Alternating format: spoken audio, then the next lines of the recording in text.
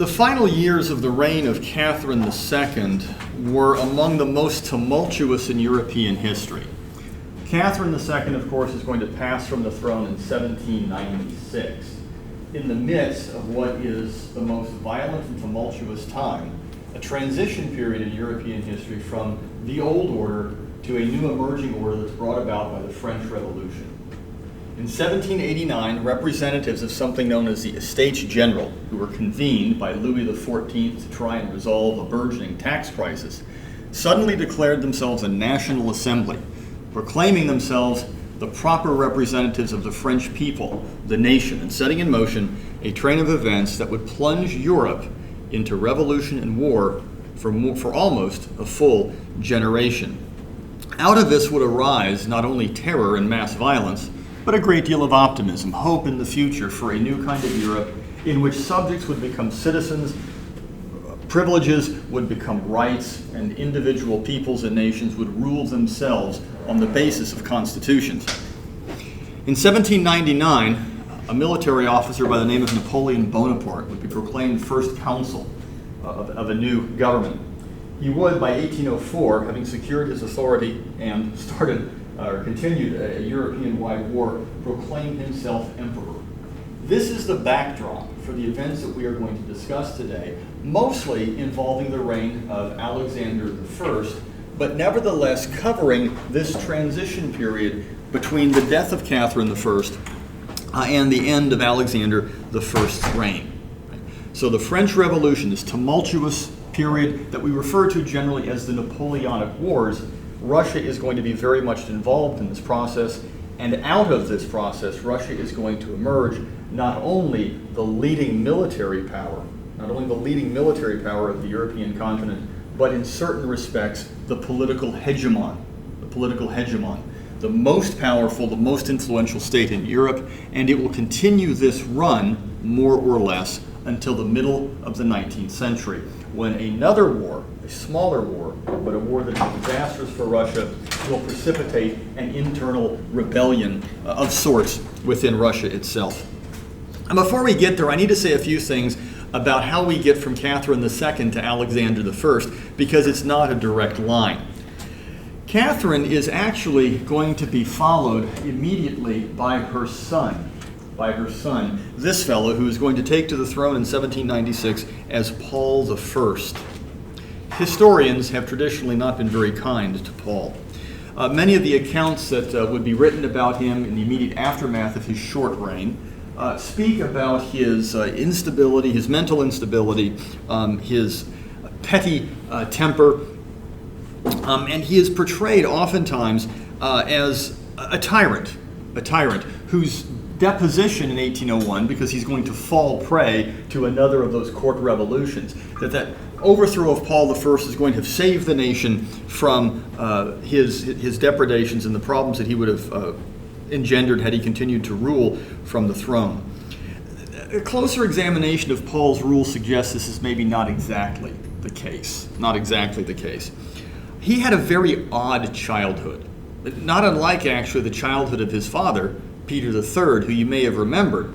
Peter III had been brought from Germany by Elizabeth. Elizabeth is his aunt. She brings Peter III to Russia because she wants Peter III to follow her onto the throne because she doesn't have any children. When she arrives, Peter is married off to Catherine, another German princess who's imported from abroad. The two of them are going Catherine is going to give birth to Paul, and Paul is going to be taken away from his mother, Catherine, who becomes Catherine II, and is going to be tutored under the direction of the Empress Elizabeth. Well, in an odd pattern, or an odd coincidence, probably not a coincidence, history repeats itself. And what Catherine II is going to do is she is going to take away the child of her son and raise him, Alexander I. She's going to have him tutored. We'll talk about that here in a little bit. So Paul is when he comes to the throne, he's been alienated from his mother. Right? He's not spent a lot of time with her. He's been taken away and tutored by the folks that have been set up by Empress Elizabeth. The Empress is going to insist on supervising Paul's education. During the first 6 years of the young boy's life, he has virtually no contact with his mother. He's left in the care of the empress's female servants. And the abnormal maternal relations that emerge from this are not helped along by the fact that Catherine, it is believed, has some degree of complicity in the overthrow and the murder of Paul's father, Peter III. Okay. So Paul ends up developing from a very early age sort of an animosity towards his mother, and this is going to reveal itself when he comes to the throne. His own marriage and family life, he's going to be married twice. His first wife dies in childbirth.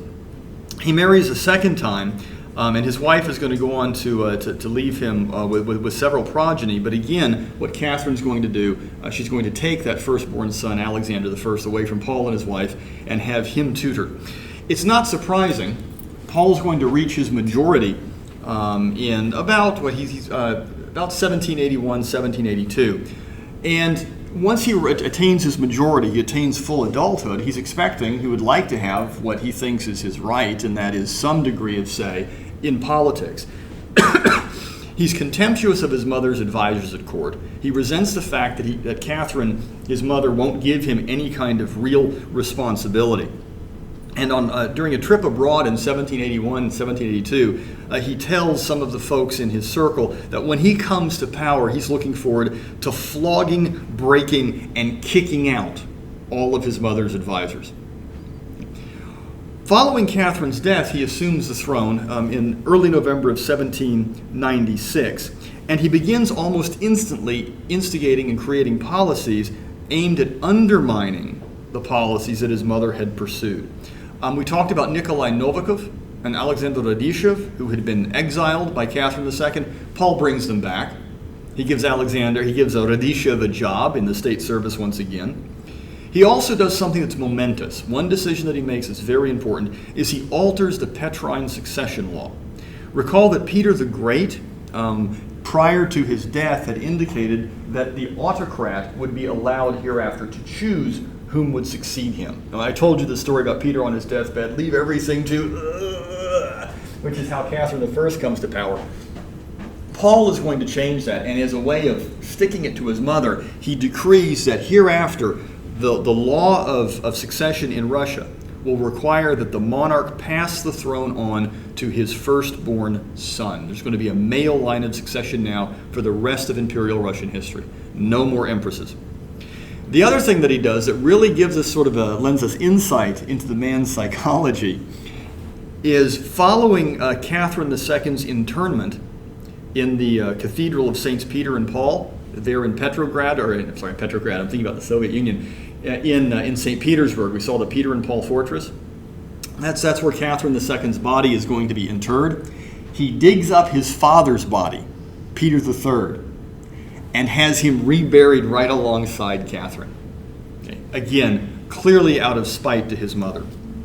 He's going to undertake a series of governmental reforms.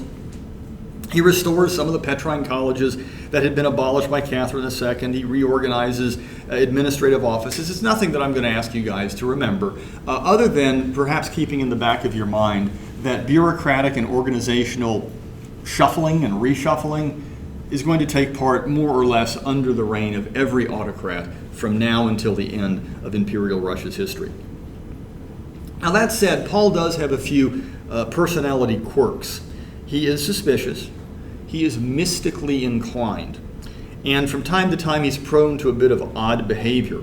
All the same, he's intelligent and he's well read. But during the course of his brief reign, he is going to take a step at banning the importation of mathematics books and books relating to music.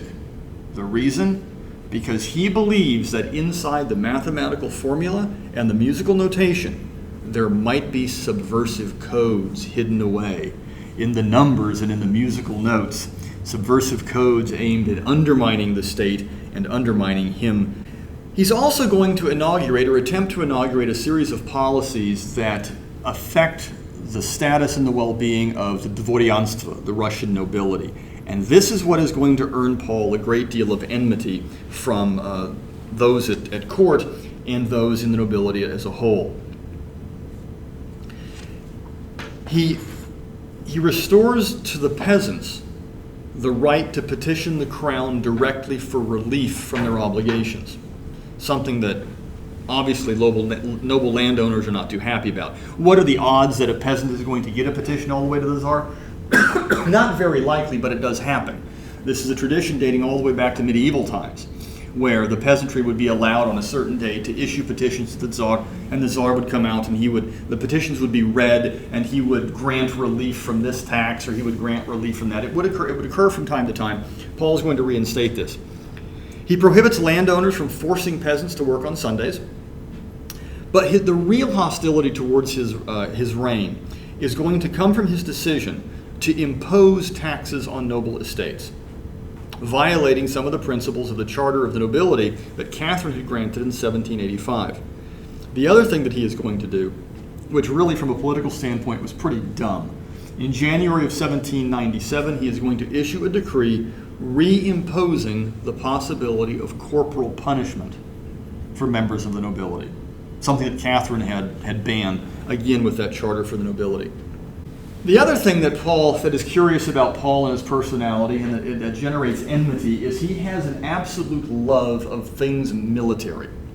He's a bit of a Prussophile. I can't really call it a Germophile because we don't have Germans yet. But Prussia is one of the leading states, leading military powers in Central Europe. And Paul has a very strong affinity for the Prussians and for military drill. And he revels in making his units dress up in their finest, go out onto the field, onto the military field, and march. This is a late 19th century, early 20th century watercolor from Alexander Benoit, military parade of Emperor Paul I in front of the Mikhailovsky Castle. And it gives you here an idea of the sense that he has for pomp and circumstance, because when you're watching that military parade and you're commanding it, everything is ordered, everything is in its right place. It gives you the sense that you have control over a situation when in fact you may not. Yes, ma'am. Did he identify as German? It was like a Germanophile. He very much likes the Germans. He knows he's got German blood in him from his father and his mother. Okay, so there's an affinity for things that are Prussian. Yeah, but within the court there's an anti-Prussian sentiment as well. This dates all the way back to the empresses and the emperors who had followed after Peter I, when there's a struggle between those who sort of favor the French, those who sort of favor the Prussians. Paul I is going to run afoul of the anti-Prussian sentiment at court, and it's stuff like this, along with reinstituting corporal punishment, reinstituting taxation on the nobles, that is finally, it's going to be the last straw. It's going to be the last straw for the nobles. And in 11th of March, 1801, in many ways, reprising the events that had brought his mother, Catherine II, to power, Paul is going to be overthrown by a conspiracy emanating from the guards officers and members of leading noble families. The guards burst into his chambers, they arrest him, seize him, he is strangled and killed, and the announcement is made that he is going to be succeeded by his son, Alexander Pavlovich. This is a picture of the young man who is going to be named Alexander I. And just as a point of information, we identify in Russian people, males and females, by their first name and what we call their patronymic, or their father's name. So that Pavel would be the Russian form of Paul. So it's Tsar Pavel. See, that's where we get the Pavlovich. In English, this would be Alexander, son of Paul. Okay? Alexander Pavlovich. If we were dealing with a female, Alexandra, because that would be the form, it would be Alexandra Pavlovna. That's the female form. That's the way you would form the female form of the patronymic. So this is the young Grand Duke Alexander Pavlovich, 1801, the year before he is going to take to the throne as Alexander I. Alexander I was a man of many contradictions and contrasts. It's a little bit difficult to sort of nail down his character. Historians have long had difficulty, as for that matter, did his contemporaries, appraising the Tsar's character. He would earn a reputation during the times he lived in literature and in history as a sphinx. He is the Sphinx from the Greek legend of Oedipus, right? Oedipus goes, meets the Sphinx of Thebes, and the Sphinx gives him a riddle. What is the Sphinx? It's a symbol here of somebody who's mysterious. It's difficult to understand, difficult to nail down. He is called by some the Enigmatic czar. For just a little bit difficult to figure out who he was. Part of that stemmed, frankly, from his own difficult childhood. We've seen a lot of these czars keep coming to the throne, and they've got troubled childhoods. Peter obviously had one. Catherine's wasn't all that great. Peter III's was troubled. Paul's was troubled. Alexander's is troubled. It's no wonder they come to the throne and the nation ends up having so many difficulties. The young Grand Duke Alexander Pavlovich's troubles stem, of course, from the way in which he's being raised as well. The family situation around the court is unusual, and it may explain, at least to a part, I don't want to psychoanalyze these folks, I'm not a psychologist, but it explains, I think, at least in part, some of the puzzling inconsistencies regarding his character. He had been born on the 12th of December, 1777. He's the eldest brother of Paul. I'm sorry, eldest brother, the eldest son of Paul, eldest son of Tsar Paul. He has a brother, younger brother, Constantine. He's removed, however, as I've already indicated, from his parents at a very young age. Catherine II takes him away and has him raised under her own supervision, just like Empress Elizabeth had done for Catherine's son, Paul I. As a young man growing up in and around the court, he's in a very difficult position. There are naturally hostile camps within the Winter Palace. Those who, of course, favor his grandmother, Catherine II, and Paul himself as a young man working into his 20s, into his 30s. What Paul I is doing is he's engaging in intrigue, trying to position himself, finding folks to grant patronage to, trying to garner the support of nobles against his grandmother. An example might be today Queen Elizabeth II and Prince Charles. You think Prince Charles isn't chafing under the fact that he's not king yet? What does he want? He wants the throne. You think he likes the way that he's been treated? Well, he's got to be pushing 60 by now, isn't he? Okay, or if not older. Okay, so there's a great deal of resentment on Paul's part towards Catherine. There's jockeying around the court. This contributes, I think, in no small way to one of his dominant characteristics, and that is his mastery of the art of dissimulation. This is often reported on by his contemporaries. How do you read him? This is why he gets that reputation for being the Sphinx or the enigmatic czar. You might be in a meeting with him, or he's in an official position where he's giving a speech and he's talking about this. You're interacting, obviously, in an appropriate fashion. You're bowing and scraping and that sort of thing. But you never exactly know what it is he means. It's difficult to read. We would say today he's got an excellent poker face. He shows no sign of giving away his true intentions or his true thoughts. Another one of the curiosities I think that contributes, I think, to Alexander's enigmatic character is the nature of his education. He's going to be trained or tutored by two very different men. The first, a Swiss revolutionary by the name of Frederic César de la Harpe. An ardent, radical Enlightenment thinker who was later going to come to a position of political authority and power in Switzerland later on. La Harpe reflects that early phase of the reign of Catherine II, when she was enamored of enlightened ideas, legislative assemblies and things like that. Let's think about possibly creating a legislative body. When she was corresponding with Voltaire and Diderot, La Harpe reflects that Enlightenment embrace of Catherine. Okay. Later on, he is going to come under the tutelage of a fellow by the name of Alexei Arakcheyev, who could not have been more opposite La Harpe in his views and his beliefs. Arakcheyev was a strict disciplinarian, and he would instill in Alexander I a love, sort of a rough and tumble military life, and this sense of regimentation.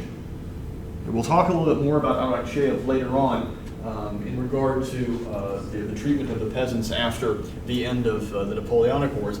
But La Harpe and Arakcheyev are almost two polar opposites, yet both are going to have influence in shaping this young man's character.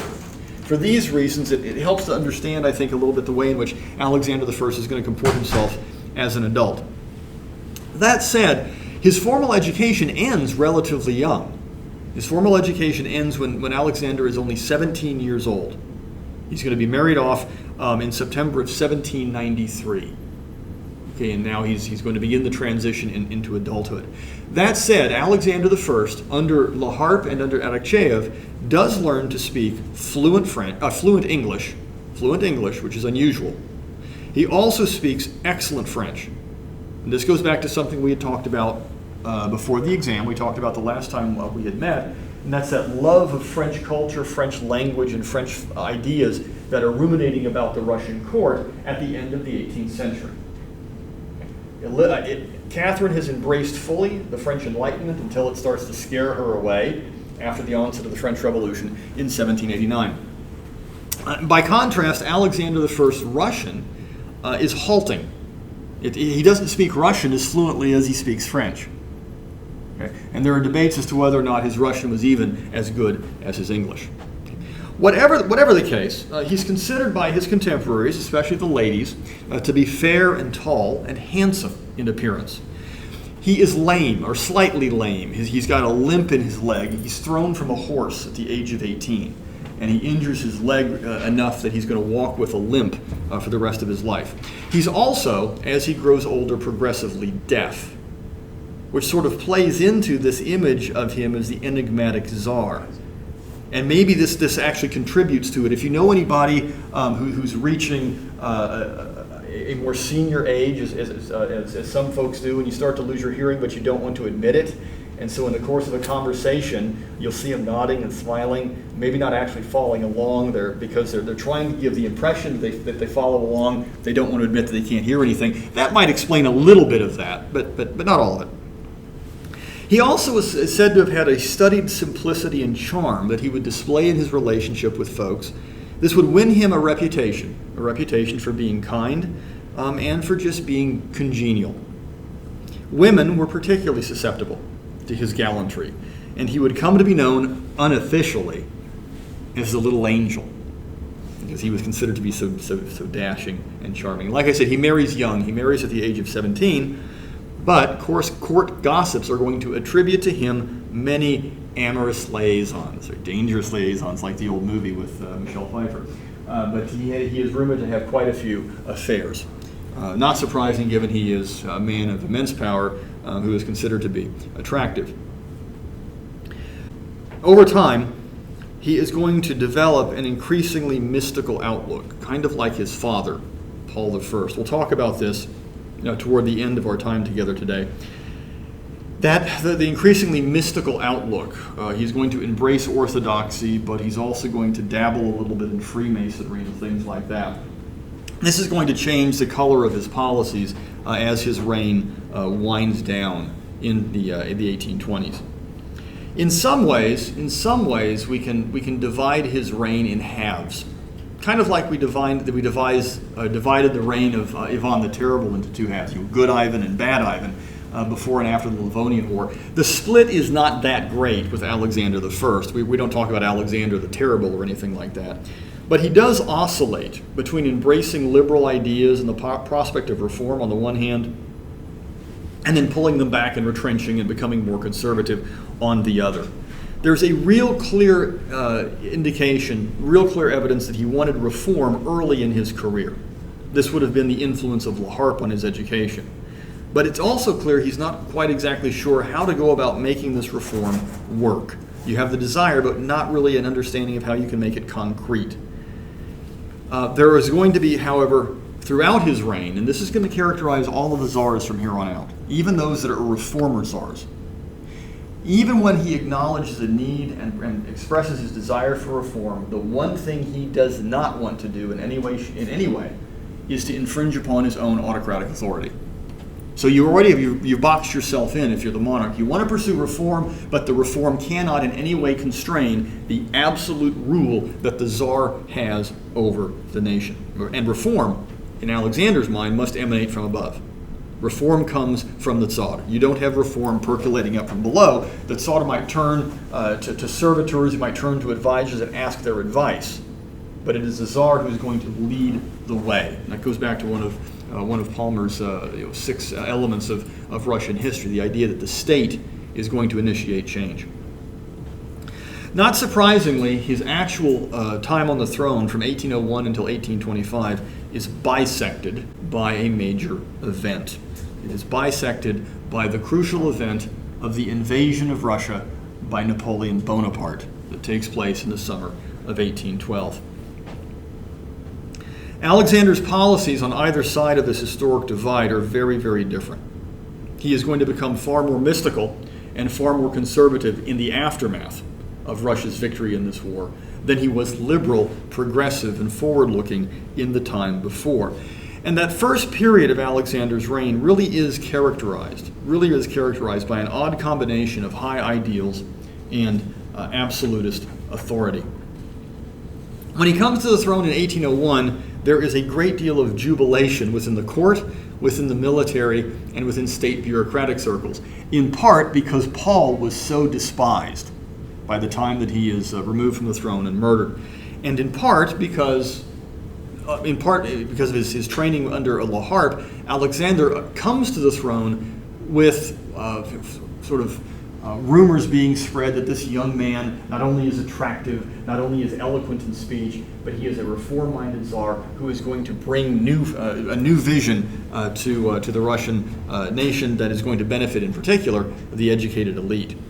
And there are initial signs after his arrival to the throne that he is going to pursue a reformist agenda. Among his very first acts as autocrat, he repeals his father's restrictions on the nobility, and he offers a broad amnesty to those individuals who were exiled by Paul. Not only did his father bring back Radishchev and Novikov because his mother had exiled them, he turns around and exiles some of the folks who had supported his mother. Okay? Because again, he's doing this out of spite. Alexander is going to bring these folks back and grant them amnesties. He removes restrictions on foreign travel that his father had imposed, and he begins the process of liberalizing Russia's trade policies. Those books, the mathematic and music books that his father had banned, he once again allows, and in fact, he liberalizes the importation of foreign publications. He reconfirms privileges granted to the nobles under the Charter of Nobility, and he is going to also undertake a series of acts that are going to restore a little bit more autonomy to local government, based upon the charter to the towns that we had discussed earlier. He will attempt a series of administrative changes. We're not going to talk too much about those today. Just understand again, as I've indicated, that administrative and bureaucratic reform and change are now going to be constants for all the monarchs who come to the throne. What is most interesting, though, of the first half of his reign is his creation of something that is known as the unofficial committee. The unofficial committee. Alexander had in mind early in his reign an ambitious plan for widespread reform, but it is not the sort of reform that he wants to discuss in public, after the fashion, say, of his grandmother's legislative assembly. Right? The instruction goes out to the nobility. We want you to codify the Russian laws. You're going to have representatives chosen from around the country. They're going to come and they're going to work for a couple of years. The Russo-Turkish War starts and Catherine says, oh, to heck with this, it's too much of a mess. Alexander doesn't proceed in that fashion. Instead, what he does is he turns to a small group of trusted friends and advisors, almost all of them wealthy young aristocrats of liberal and, in a few cases, slightly radical political and philosophical views. The unofficial committee is going to meet in secrecy and will work off and on from June of 1801 until the end of 1803. It is rumored, because it's an unofficial committee, word gets out, but it's not publicized broadly. It is rumored that what the unofficial committee is in fact working towards is a constitution. A constitution that Alexander I will bequeath to the Russian nation. By the time that its work winds down at the end of 1803, however, the committee has come to the conclusion that Russia is not yet ready for reforms of that magnitude. What ends up coming of this are only a couple of minor reforms. He replaces Peter's administrative colleges with ministries. The ministries are brought under the direct control of the Tsar. The Tsar doesn't want to give up any of that autocratic prerogative. And the Senate's official responsibilities are going to be redefined. It's a little bit of of a letdown.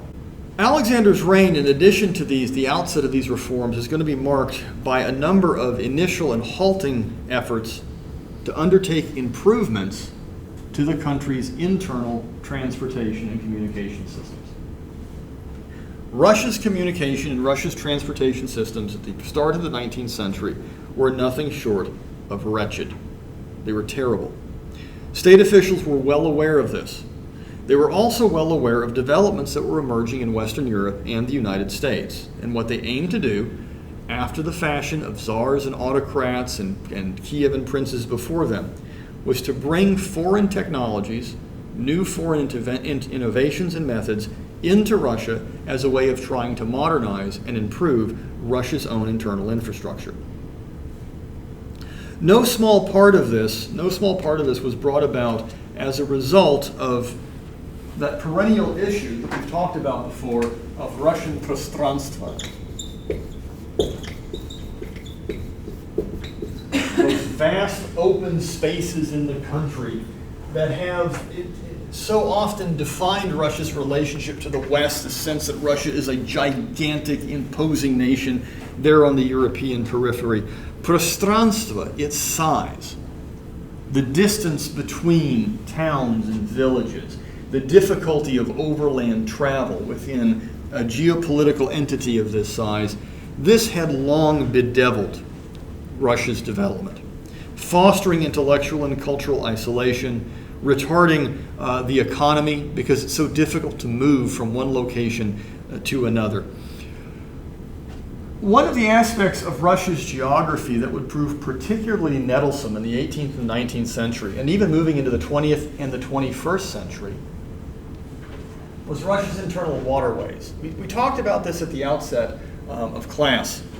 And that was in the 10th century, in the 11th century, when Kievan Rus was oriented toward the Byzantine Empire in the south, in the city of Constantinople, that great ancient capital of the Eastern Roman Empire, Russia's waterways, European Russia's waterways, were almost ideally suited because they flow, as you may recall, from north to south, emptying into the Caspian, if you're the Volga, emptying into the Sea of Azov, of the Don, emptying into the Black Sea or the Dnieper. And it was this internal arteries, waterways flowing from north to south that enabled those Varangians, those Vikings, the Norsemen, to leave the Baltic Sea, enter into the region around Lake Ladoga, and using the riverways and portage from time to time, work their way down to encounter the Slavs in Kiev. The north-south movement of the rivers functioned beautifully in that regard. But that was in the 11th century. In the 19th century, by now, Russia has reoriented itself not toward the south, where the Ottoman Turks are located. If Russia's doing anything in the south, it's going to war time and time again with the Ottoman Turks. Most exchange, most commerce, most trade is being undertaken along an east-west axis. This begins, of course, in the middle of the 16th century, the establishment of the port city of Arkhangelsk, north, right up there, you can see it, along the White Sea. Of course, the founding of St. Petersburg in 1703, right up here, is one of Peter's efforts to open up that proverbial window to the west. Now you're going to trade along an east-west axis. These rivers don't help you very much. You're going to be moving overland, or if you have to, through the Baltic Sea. In order to try and bolster Russia's internal transportation network, Peter the Great, who else, right? Peter the Great is going to undertake the beginnings of the construction of a canal system in northern Russia. You can't quite see them on this map, but if you look closely, you'll notice that St. Petersburg is right alongside Lake Ladoga. That's the Neva River. Peter is going to he's going to order the construction of a series of canals in and around the environs of St. Petersburg that will link the city via waterways ultimately to the river network in the interior of the country. The goal being to link St. Petersburg via canals to Lake Ladoga, then to Lake Onega, and from there down into the Volga as a way of opening up the possibilities of trade. The general rule, it's easier to move bulky goods via water than it is over land, up until the middle of the 19th century when we get railroads, but we'll talk about that at a later time. What Peter is attempting to do in promoting what we might call canalization, or the construction of canals, is to promote St. Petersburg over Arkhangelsk as a major port city. And he will do what Russians have done now since time immemorial. He imports foreigners to come in to begin building these canals for the benefit of the state. One of the early ones that he builds is the Vishnu Volatile Canal. There's going to be another one, the Ladoga Canal. That's the map that you're seeing here. It gives you an idea. Here's the topography. Here's an elevation that shows you the way in which the canal was dug, as if you're looking down through it. What's curious about the canal efforts is that these are going to be undertaken as well during the reign of Alexander I. The canal construction has continued. The Lake Ladoga Canal, for example, is constructed beginning in 1719. It wraps up work in 1810. It's almost 100 years. It's a long, arduous process. Alexander is going to see the opening of the Mariinsky and the Tikhvinsky canals. These are going to link the canals to new internal waterways. He also undertakes measures to create institutions that will improve, in the long run, Russia's transportation. In 1809, he establishes something known as the Institute for Transportation Engineers. The Institute for Transportation Engineers. And he also establishes a Corps of Transportation Engineers. These two things are going to lay the foundations for further canal projects after 1815. Constructing canals is labor-intensive, it's time-consuming, and it's expensive. And it also fails to address the myriad problems that Russia has with its internal waterways. Canals alone are not going to solve Russia's problems. And the reason for that has to do with the peculiar nature of Russian rivers. It's not just that they flow north-south. Even under favorable conditions, moving people or goods via Russia's European waterways is difficult. The climatic conditions are obviously not ideal.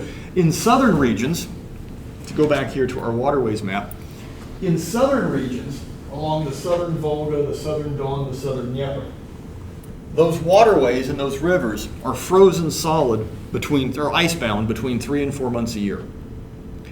In the northern latitudes, the central and northern areas of European Russia, rivers are frozen solid for between 6 and 7 months.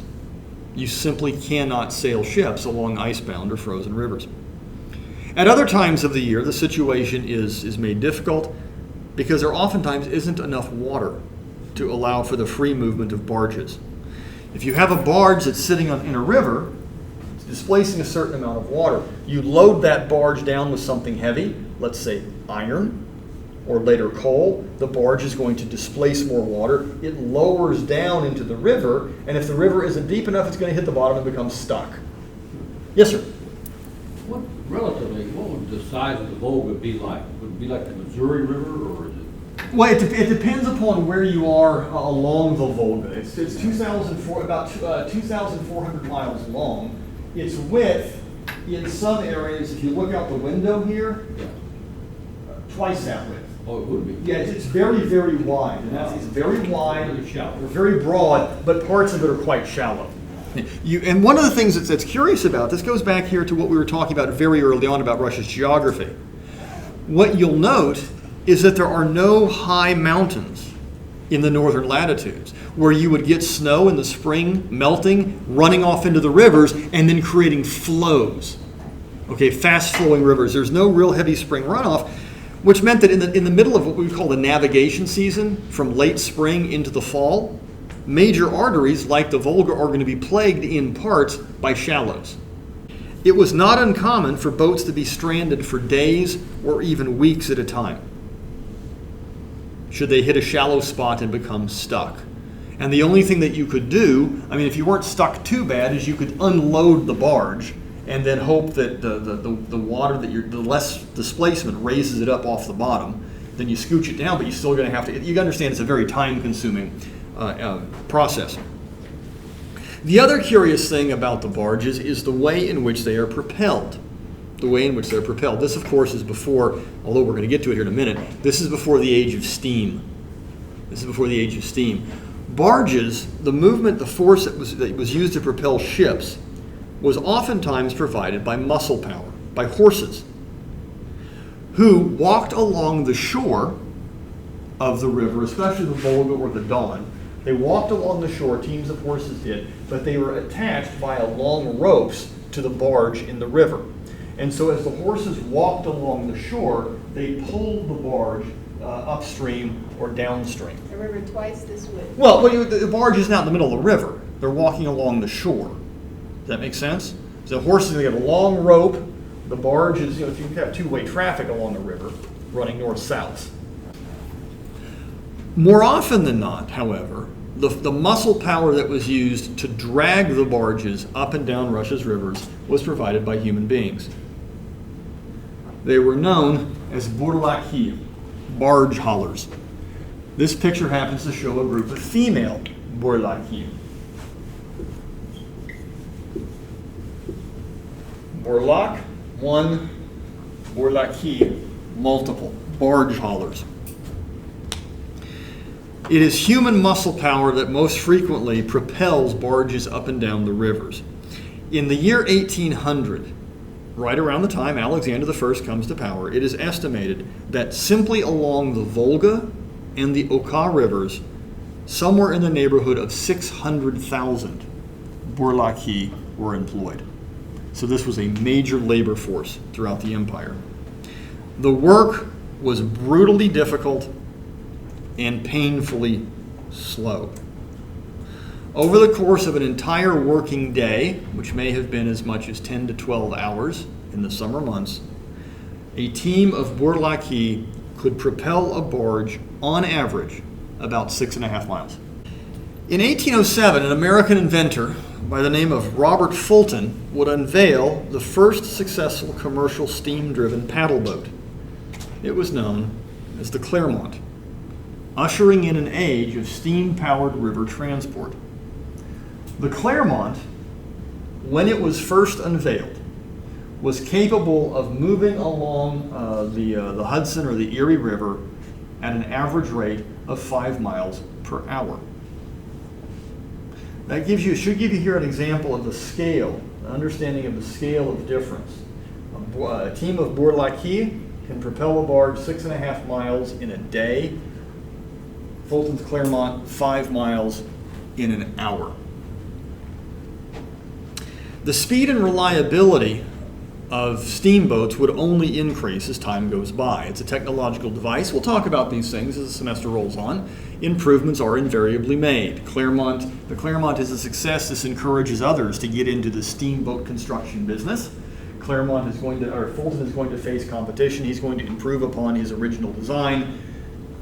That's the nature of the innovative and dynamic system in the United States and in Western Europe. By 1815, 8 years after the debut of the Clermont, an American riverboat could ply the 1,440-mile route from along the Mississippi from New Orleans, Louisiana to Louisville, Kentucky, could cover that 1,440 miles in 25 days. By 1853, that exact same journey had been reduced to 4 days, 9 hours, and 30 minutes. So you've gone from needing 25 days to make that 1,400-mile journey to needing just over 4 days. Why? Steamboats are faster, they're more reliable, they're more efficient. Early on, these first steamboats are actually quite dangerous. They're prone to boiler explosions. You've got the boiler that's heating the water. It's being fed by steam. You're firing the steam in the engine to heat the water, or firing the coal in the engine to heat the water to produce the steam that drives the motor. Those things would explode from time to time, and they could be terribly, terribly deadly. At the outset of the 19th century, Russian goods shipped via river from Astrakhan, here along the Caspian, along the Volga, to the capital of St. Petersburg, along the shores of the Gulf of Finland. Russian goods shipped via river along that route took at least 1 year to complete the one-way trip. Oftentimes, the journey could take as long as 1.5 to 2 years, depending upon climatic conditions. depending upon what happened along the route. If there was a breakdown, if the barge partially sank and had to be dragged out of the river, the goods taken out of the river once or twice. Begin to see here the scale of challenge that is posed by Russian пространство. Just moving people and goods is difficult enough. It's in light of this that under Alexander I, the state is well aware of these problems. They understand, the Tsar does, and so do his advisors, that there's a critical need to improve the country's infrastructure. So state officials are going to waste little time in trying to bring steamboats to Russia. In 1812, 5 years after the debut of Fulton's Clermont, Alexander I's government is going to extend a 15-year patent or a monopoly to the American inventor, granting him exclusive rights to build steamboats in Russia. What they're telling Fulton is the same thing that Peter the Great had told his technicians and engineers, the same thing that Ivan III had told Aristotle Fioravante.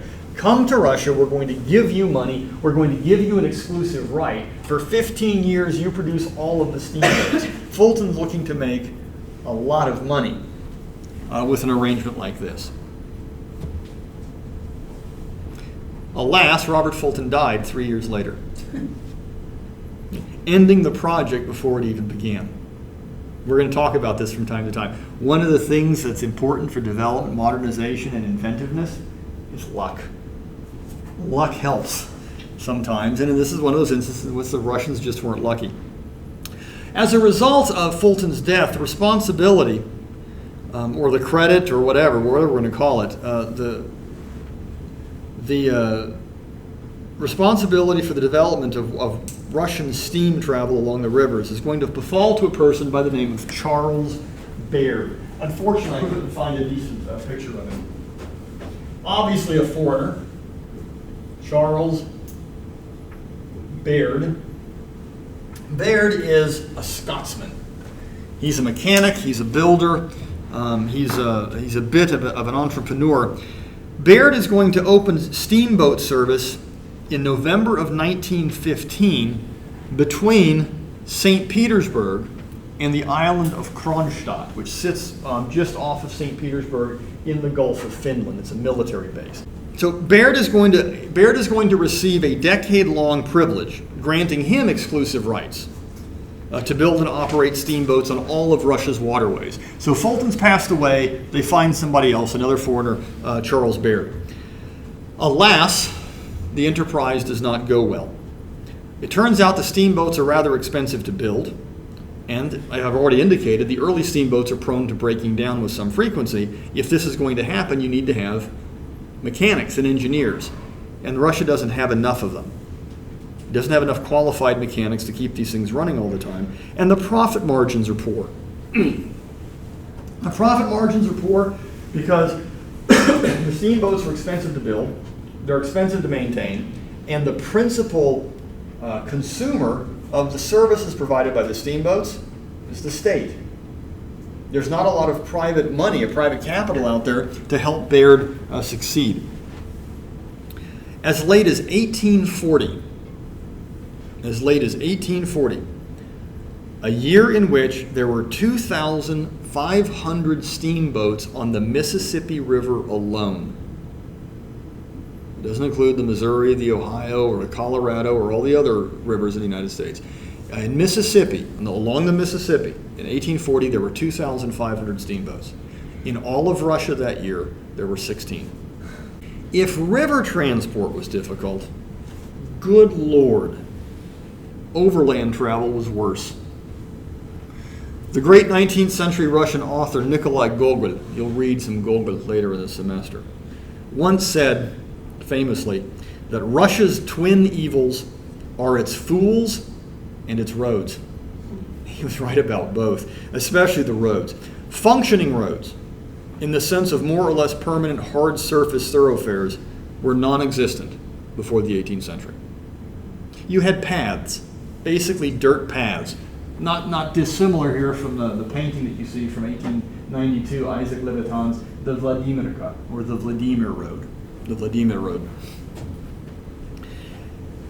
Prior to the 18th century, what Russia possessed, if it possessed roads at all, were things known as corduroy highways. Corduroy Highways. These would be constructed by using bound logs. You fell a tree, you chop off the branches, and you wrap the logs together perpendicular to the direction of travel. Perpendicular to the direction of travel. So if we look closely here, this is not the best illustration. This is the one I could find quickly.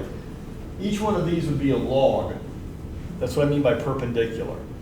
So you're not running along with the logs, you're running across them. Now you might throw a little bit of sand over the top of this to sort of smooth out the surface, but you can imagine what it was like riding in a carriage that doesn't have shock absorbers and it's got wooden wheels as you're bumping along over these roads. Now the Russians aren't the only ones who have this. I mean, they're building corduroy roads in the American Civil War, for example. The idea is by laying down the corduroy road, what you're doing is you're minimizing the degree to which the surface flow is going to wash out. And that's one of the big problems that you have. If you've got a road going through a low-lying surface, in the spring or in the fall, when the rains come, what happens? The road's going to be washed out. The corduroy roads were sort of a temporary fix. It was a terribly bone-jarring experience, and they would break down rather quickly in the harsh Russian environment. A couple of seasons of winter and rain and snow and sleet, they'd begin to rot, and they'd have to be replaced. But this was the extent of Russian road technology into the early 19th century. Russia did have some kind of an internal road system. It's called the YAM. The YAM, Y-A-M. And you can refer to it, if you can't remember YAM, as the post route system. The post route system. The YAM was a system of travel that existed between major urban centers. Some historians believe that it's a leftover of the Golden Horde. The concept here had been bequeathed to the Russians, or the Russians had adopted this from the Mongols, the Tatars. In sum, the YAM placed relay stations at 25 to 30 mile increments. This is a map of the Novgorod YAM, the postal route, and we can see up here is the city, and this is the major city of Novgorod, and each one of these dots indicates where there is a relay station. Each relay station would be equipped or outfitted with the things that would be needed to travel along the route. There was shelter, there were fresh horses, coaches, different means of conveyance, carriages or sleds or sleighs in the winter.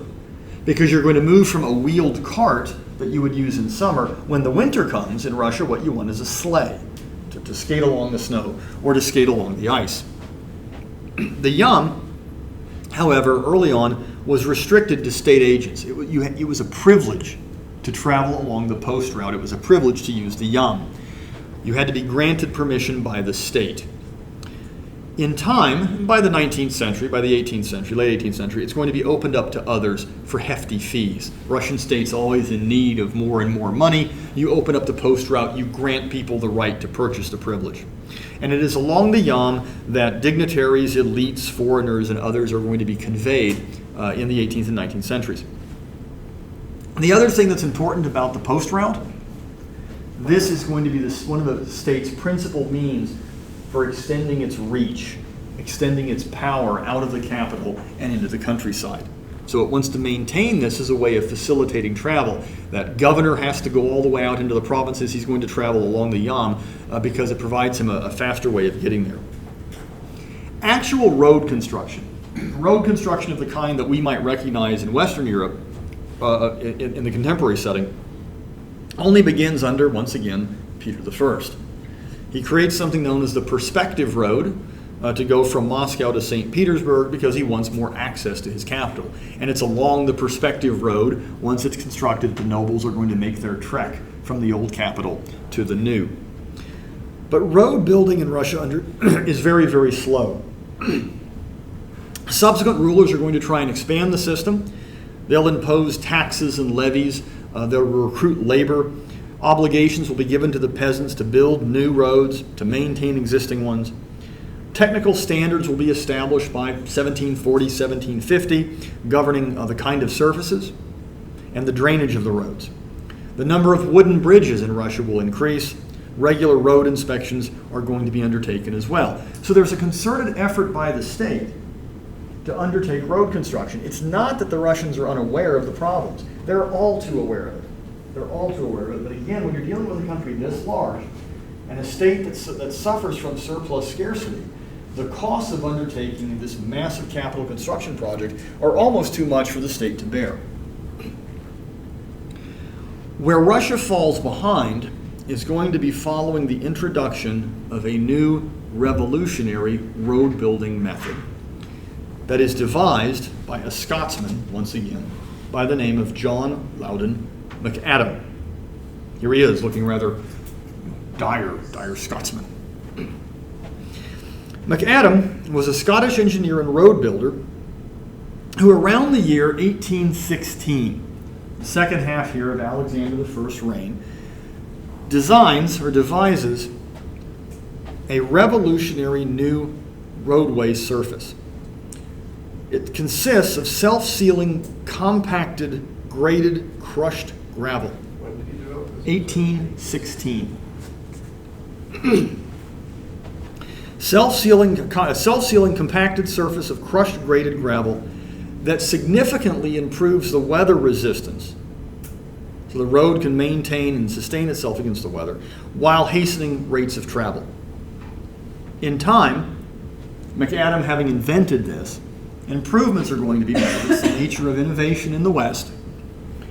And in time, experiments are going to lead to the development of tar-infused macadam roads. Tar-infused macadam roads. These come to be known as tar macadam roads, or what we would call today tarmac.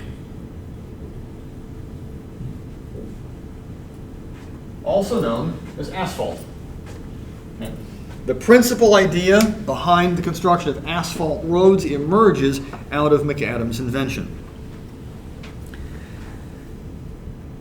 This new technique arrives relatively slowly in Russia because of a lack of funds and a lack, once again, of skilled engineers.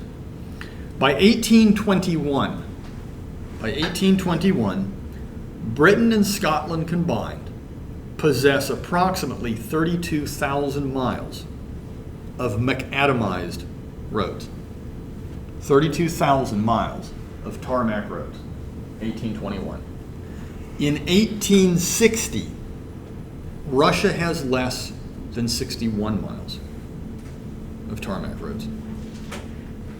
Relative to the country's size, the road network remained pitifully small and poorly built. Movement was somewhat easier during the winter months. Hard freezes enabled horse-drawn sleighs to skate across snow and ice-covered stretches with a degree of ease. But travelers, of course, were always at the mercy of the elements. Every spring and every fall, rains across Russia turned even the very best routes into impassable muck. The situation was so prevalent that these periods had a name. They were known as the Rasputitsa. The Rasputitsa. Which translates as the time without roads. Roads have been washed out because of the rains and the muck. Russia's transportation woes would pose serious burdens on the country's development. Long distances and slow travel meant that Russian merchants' already scarce capital would be tied up far longer than that of his European counterparts. Higher transportation costs were accompanied by higher interest rates. These would be passed on to consumers, who would pay higher prices for commodities, goods, and services, even though profit margins remained low. Access to Western ports and purchasers enabled some landowners in the empire's Baltic provinces to transform their estates into successful commercial farms after 1815. But those kinds of favorable circumstances were not the norm. The isolation imposed by geography, difficult travel conditions would reinforce regional variation. It impeded the emergence of nationwide markets. Russian producers in the fertile region of Ukraine, for example, the great grain-producing region of southern Russia, they found themselves in the early 19th century effectively cut off from the best markets, stuck oftentimes with surpluses they couldn't sell because they couldn't get the grain to market fast enough before it rotted. In less productive regions, or in those areas that had been struck by a poor harvest or a famine, folks found themselves oftentimes unable to purchase essential commodities. Large areas of the agriculturally rich Chernozyom region would be cut off from international markets well into the 19th century. There simply wasn't transportation opening them up to the international world. Where markets did emerge, long distances and lengthy travel times meant that a sizable percentage of agricultural goods spoiled before ever reaching purchasers. But trade in non-perishables would also be adversely affected. The problems that arose from transporting bulky goods created serious shortages of commodities, many of those commodities crucial to industrial enterprise. What do you need to run a metallurgical plant? You need iron, you need coal, you need timber or lumber. These things are bulky and they are heavy. The cost of transporting iron from the metallurgical centers that emerge in the Ural Mountains into the factories that are going to process them in and around St. Petersburg, the transportation cost typically exceeded the value of the iron itself. What this meant was that Russian factories oftentimes operated at significantly reduced capacities. Sometimes they just had to go offline altogether because they just can't get what the basic commodities they need to function. Ironically, however, Russian iron could be shipped far more easily out of the port Arkhangelsk, or if you can get the iron to St. Petersburg, you can ship it via water into England. You can't ship it here into the south, into the metallurgical region, the coal-producing region, or to the Urals, simply because of the difficulties of overland travel. This is a problem, except when it's a benefit. Transportation difficulties, the difficult overland travel, the harsh climatic conditions could at times work to Russia's advantage. This would certainly be the case in the year 1812, following Napoleon's invasion of Russia. Take a break, and we'll come back and start from there.